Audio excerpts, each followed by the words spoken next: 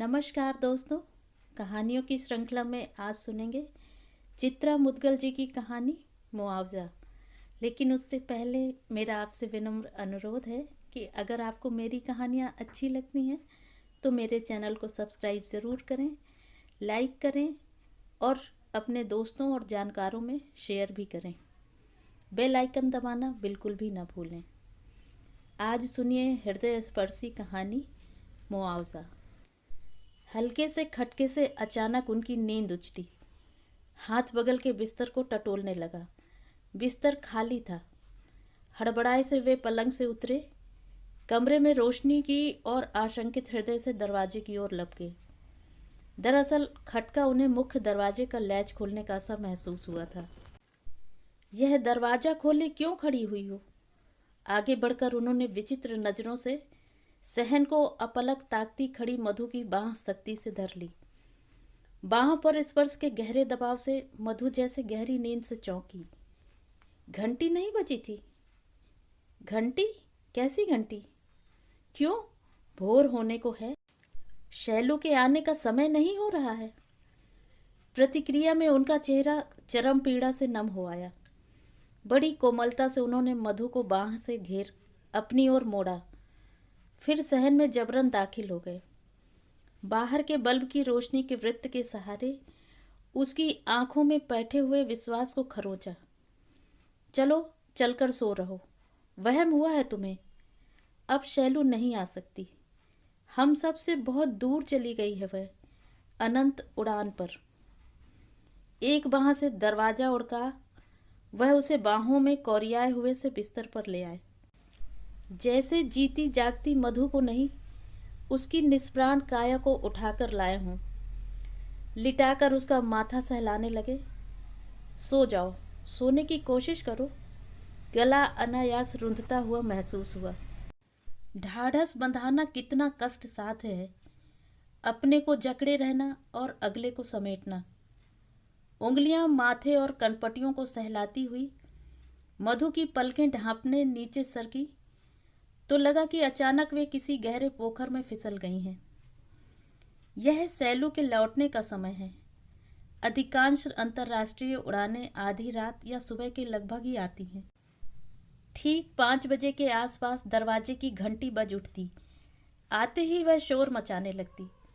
छोड़िए, बिस्तर छोड़िए, मैं फटाफट चाय बनाकर लाती हूँ।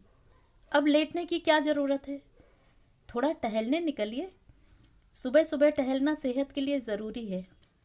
आप तो मधुमेह के मरीज हैं पापा। डॉक्टर अंकल की ताकीद पर भी अमल नहीं करते कि जितना पैदल चल सकते हैं चलिए, मगर आप हैं कि चलने के नाम पर घर से निकले तो लिफ्ट, लिफ्ट से निकले तो सीधा गाड़ी के भीतर। दफ्तर में जरा इधर उधर हिलडुल लिए तो हो गया घूमना। वे टहल कर लौटते, आहिस्ता से लैच खोलकर घर में दाखिल होते। दफ्तर के लिए तैयार होते समय अतिरिक्त सावधानी बरतते। किसी तेज आहट से अपने कमरे में सोई हुई शैलू की नींद न उजड़ जाए। इधर तो वह अक्सर उनके बिस्तर पर ही सोती हुई मिलती। मधु ने उसे कई बार झिड़का कि यह क्या बचपना है शैलू, जाकर अपने कमरे में क्यों नहीं सोती तुम? तुम्हारे पापा को कपड़े निकालने होते हैं, अपने कागज पत्तर संभालने होते हैं, ऊपर से 18-19 घंटे की उड़ान भरकर आई हुई होती है तू। खटपट से तेरे आराम में खलल नहीं पड़ेगी? सुनो, मैं चाय बना लाता हूँ। उठो, उठकर टहल आए। उठो उठो, मुंह हाथ धो लो। बस रोया मत करो। टहलते हुए धारावी हाईवे से वे काफ़ी आगे तक निकल आए और आगे बढ़ते, मगर बयार में घुली हुई खाड़ी की दलदली बदबू ने उन्हें वापस लौटने को विवश कर दिया। शुरू में वे यहाँ तक नहीं आते थे, लेकिन एक जवान बगीचे की शक्ल में गदरा आया नंदा द्वीप नाम का खुला खुला त्रिकोण बगीचा अब बैठने टहलने के काबिल नहीं रहा। उसके हर कोने में बिछी चादरों पर योग की कक्षाएं खुल गई हैं। अभी गाड़ियों की आवक जावक शुरू नहीं हुई है। खुली सड़क पर वे दोनों बराबरी पर चल सकते हैं। कुछ ज़रूरी बातें सुन सकने और कर सकने की मना स्थिति भी शायद बन जाए, ऐसा मधु की सहज चाल से महसूस हो रहा है। उस बाबत कुछ सोचा तुमने? प्रतिक्रिया में मधु ने चेहरा तक उनकी ओर नहीं घुमाया, जैसे बात उसने सुनी ही न हो या उसे संबोधित न करके किसी और से कही गई हो। आज बात टालना संभव नहीं है। 11 बजे के करीब कुछ प्रेस वालों ने समय मांगा हुआ है। मधु की अस्वस्थता के कारण अब तक उन्हें टालते आए थे। नहीं चाहते थे कि किसी ऐसे वैसे सवाल से उसके आहत मन को ठेस पहुंचे। बेटे पलाश की भी यही सलाह थी कि जो कुछ कहना सुनना है मोर्चा आप स्वयं संभालिए। मम्मी को ऐसी मुठभेड़ों से दूर ही रखिए। लखनऊ लौटते हुए पलाश और ज्योति वातावरण परिवर्तन हेतु मधु को अपने संग लखनऊ ले जाना चाहते थे, किंतु बेटे और बहू का मनुहार उसे किसी तरह राजी नहीं कर पाया। यही कहकर ज्योति के कंधों से लगकर बिलख पड़ी, यहाँ शैलू को अकेला छोड़कर कैसे जा सकती। नाश्ते के समय वे उसकी आंखों के सामने कई अखबार फैला देते हैं, जगह जगह शैलू की तस्वीर छपी हुई दिखाते हैं, उसके बारे में छपा हुआ पढ़कर सुनाते हैं। ऐसी बहादुर व्योमबाला भारतीय विमान सेवा के इतिहास में कहीं कोई दूसरी हुई है। तुम उस शैलू की माँ हो मधु, उस बहादुर बिटिया की, जिसने आतंकवादियों के समक्ष घुटने नहीं टेके और कर्तव्य की मिसाल बन गई। तुम्हारी कोख अमर कर गई। बिरलों को ही प्राप्त होता है अपनी कोख से यह सम्मान, मगर पाते हैं कि उबरने की बजाय वह और अधिक गहराई से अवसाद के कोहरे में डूब जाती है और जड़ से उखड़े वृक्ष की तरह सामने फैले हुए अखबारों पर ढेर हो बिलख पड़ती है। वे सब समझते हैं 25 साल का लंबा साथ यूं अचानक कोई हादसा उद्रस्त कर ले तो कोई कैसे समाई करे। पापा, ये सुमित हैं, सुमित संधीर। अभी कुछ रोज पहले जर्मनी से आए हैं। प्रशिक्षण पर गए थे, वहाँ से लौटकर अब एनटीपीसी में इंजीनियर हैं। मुंबई में रहते हैं? नहीं, दिल्ली में। तुम्हारी मुलाकात? मधु की बात पूरी भी नहीं हो पाई थी कि शैलू ने उसका अभिप्राय भांप स्वयं जवाब दे डाला। बर्लिन में ही हम मिलते रहे थे और सोचा था सुमित की यहाँ नियुक्ति होते ही आप लोगों से उसे मिलवाऊंगी। हमने तय किया है कि जितनी जल्दी आप लोग हमारा ब्याह निश्चित कर देंगे, हम अपनी गृहस्थी शुरू कर लेंगे, मगर आपकी सहमति के बिना नहीं। शैलू के दबंग व्यक्तित्व के इस पक्ष की कल्पना नहीं की थी मधु ने। एकाएक वह सहन नहीं कर पाई। कुछ दिनों रुष्ट रही कि उसके लिए उपयुक्त घर वर तलाशना तो उसका दायित्व था। लाडली ने इस संबंध में भी कोई गुंजाइश नहीं छोड़ी, न कानों कान खबर लगने दी, जबकि मामूली सी बात भी उसके पेट में नहीं पचती थी। जहाँ तक लड़के का प्रश्न था, लड़का ही नहीं, घर बार भी उसे अच्छा लगा था। भले मानस लगे, ब्याह तुरंत चाहते थे। आग्रह सिर्फ एक ही था, उनकी व्यापक रिश्तेदारी देखते हुए ब्याह अगर वे दिल्ली आकर करें तो उन्हें लाव लश्कर लेकर मुंबई पहुंचने की असुविधा से निजात मिल जाएगी। घर में पहली शादी है, किसे रखें किसे काटें, उन्हें क्या आपत्ति हो सकती थी। आपत्तियों का लावा तो सोए हुए ज्वालामुखी की भांति अचानक कुछ महीनों बाद फूटा था। यहाँ कुछ देर बैठना चाहोगी? वे नंदा द्वीप के निकट पहुंच रहे थे। इच्छा हो तो कुछ देर बैठें। उन्होंने वहां बगीचे के एक खाली टुकड़े की ओर संकेत कर मधु की इच्छा जाननी चाहिए। प्रत्युत्तर में सिर ही नहीं हिला, होठों से नहीं शब्द भी उच्चारित हुआ। उनका हौसला बढ़ा, शायद अब मधु से बात शुरू हो सकती है। कंधे से घेर चौरस्ता पार करा, उसे सीधे घर जाने वाली सड़क पर ले आए। चौरस्ता खाली हो या व्यस्त, उसे पार करते हुए एक अतिरिक्त सतर्कता व्यक्ति को घेर लेती है। हफ्ते भर से जो सवाल उनके भीतर अनुत्तरित घुमड़ रहा है, वह मधु की भागीदारी के बिना किसी नतीजे तक पहुंचने में असमर्थ है। उसके नुकीलेपन से भयभीत हैं। पता नहीं कौन सा कोना दंशित हो उठे। एक बार तो सामना करना ही होगा। आजकल में उन्हें मुआवजे का परिपत्र भरकर दे देना चाहिए। कामकाज का अपना विधान है।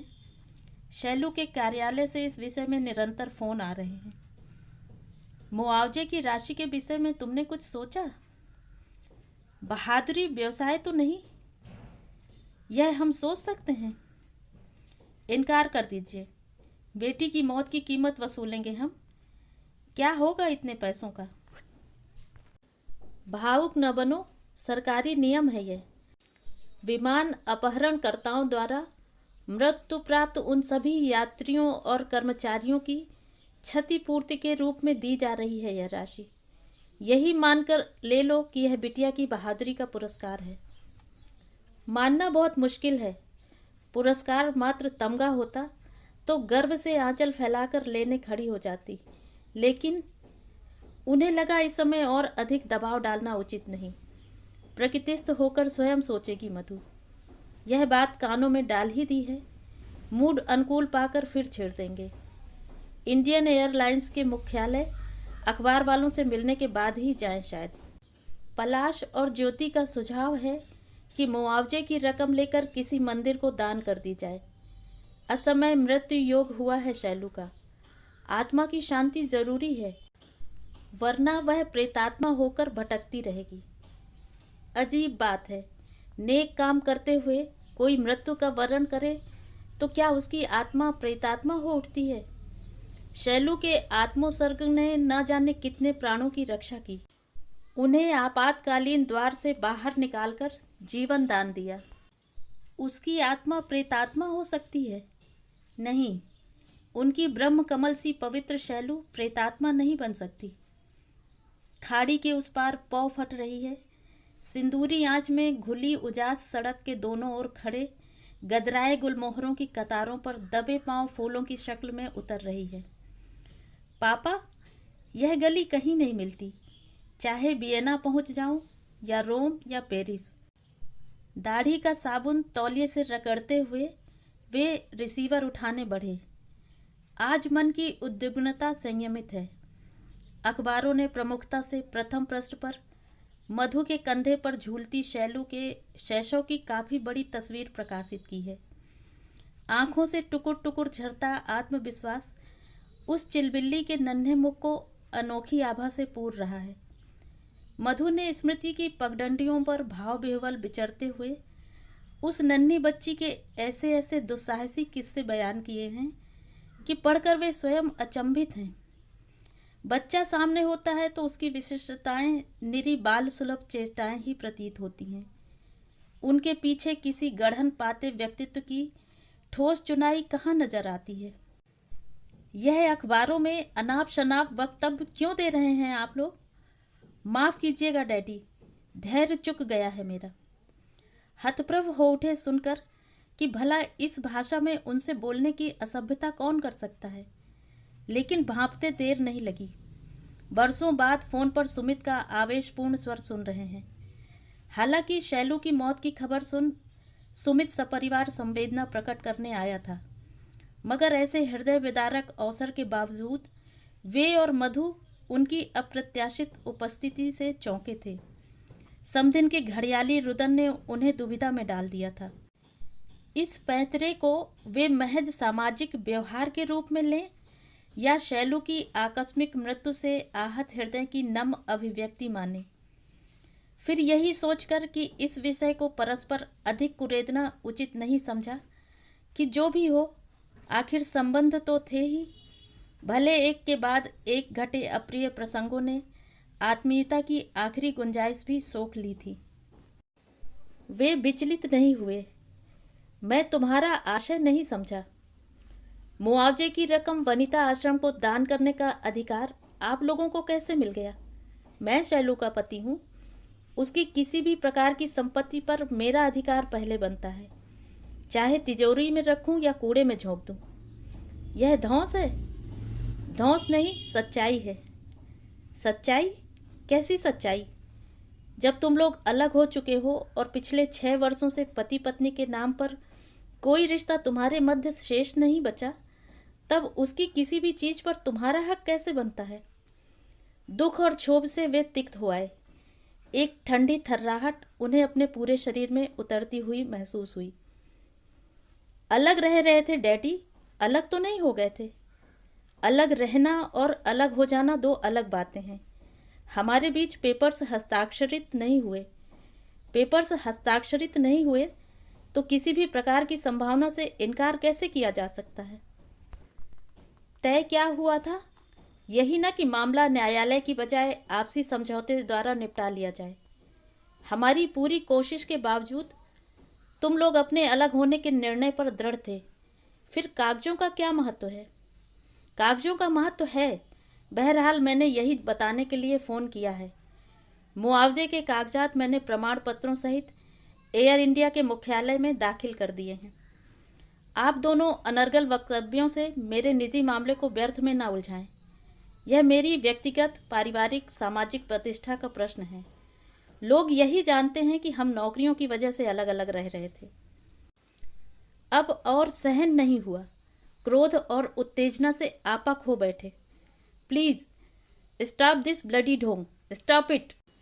रिसीवर लगभग पटकते हुए वे चीखे और निकट पड़ी चौकी खींच निढाल से वहीं बैठ गए।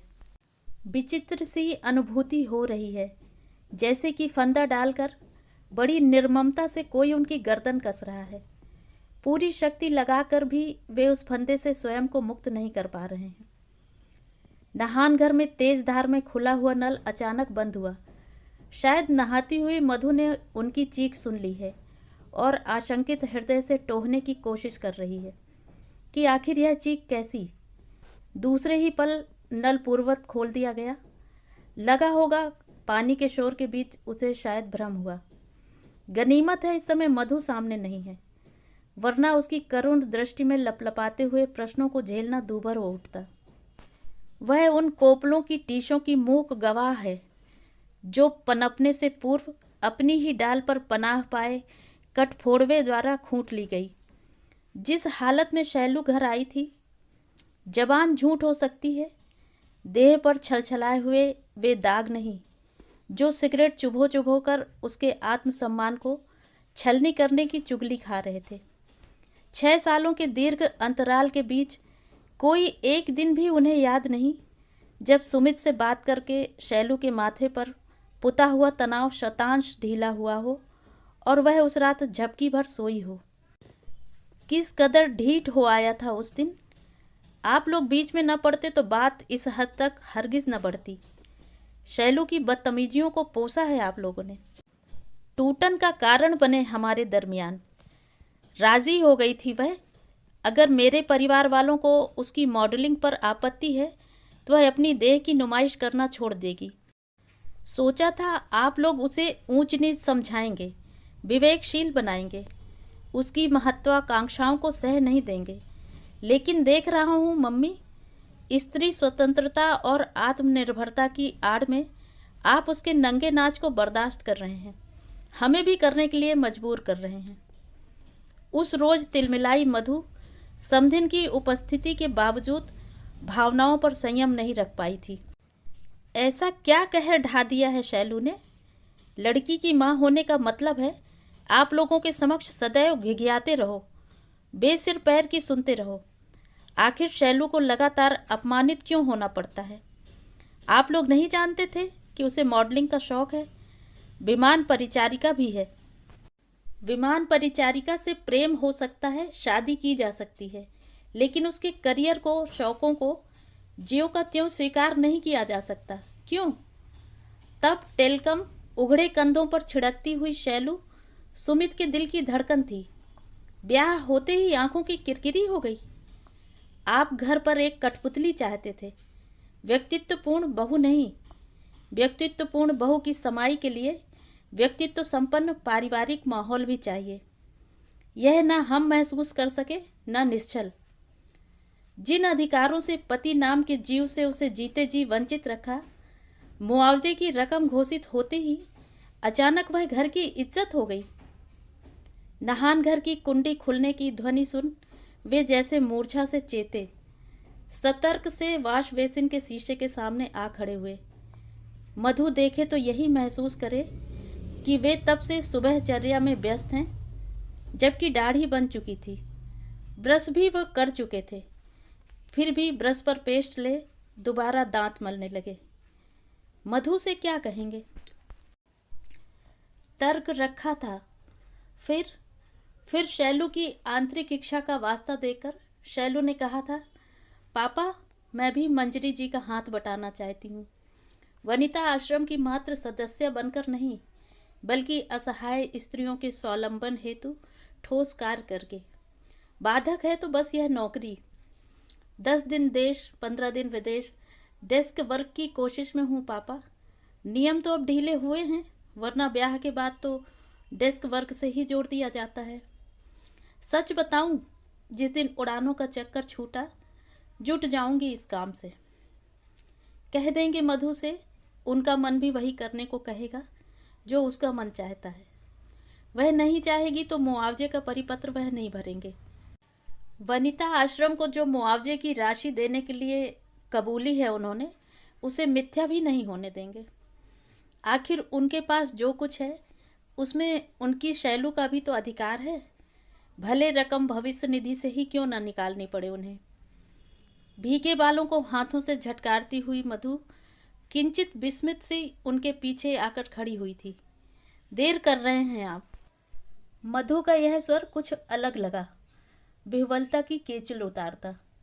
शीशे में उसके प्रतिबिंब से आंखें चुराते हुए वे कंधे पर तौलिया डालकर नहान घर की ओर फुर्ती दिखाते हुए लपके, नहीं बस हो गया तैयार।